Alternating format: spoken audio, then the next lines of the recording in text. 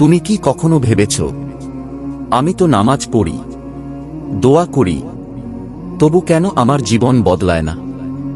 আজ হয়তো এই প্রশ্নের উত্তর তোমার চোখ খুলে দেবে।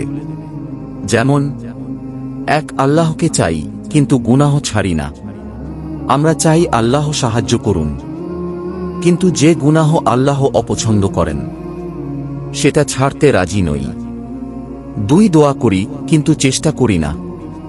আল্লাহ কখনো অলস বান্দার জীবন বদলান না। দোয়ার সাথে চেষ্টা না থাকলে আল্লাহর সাহায্যও আসে না। তিন, মানুষকে খুশি করতে গিয়ে আল্লাহকে ভুলে যাই। মানুষ কি বলবে এই ভয় বেশি, আল্লাহ কি বলবেন এই ভয় কম। এখানেই শুরু হয় পতন। চার, কৃতজ্ঞতা নেই। যার কাছে যা আছে তার জন্য সে অভিযোগ করে। নেয়ামতের শুকর না করলে নতুন নিয়ামত আসে না।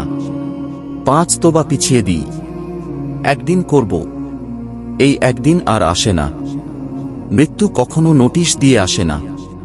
ছয়, হারাম ছাড়তে কষ্ট লাগে। হারাম ছাড়তে কষ্ট লাগে, কিন্তু হারামের শাস্তি আরো ভয়ঙ্কর, এইটা ভুলে যাই। সাত, অন্তর বদলাতে চাই না। চেহারা বদলাই, পোশাক বদলাই, কিন্তু অহংকার, হিংসা, রাগ এইগুলো রাখি আগের মতোই। আট, আল্লাহকে শুধু বিপদে ডাকি, সুখে ভুলে যাই, কষ্টে ডাক দিই। আল্লাহ এমন সম্পর্ক চান না। নয়, ইস্তেগফার কম। যে বেশি ইস্তেগফার করে তার রিজিক, শান্তি, সমাধান সব দিক খুলে যায়। আল্লাহর উপর পূর্ণ ভরসা নেই। আমরা মুখে বলি আল্লাহ আছেন, কিন্তু ভেতরে ভয় হবে তো।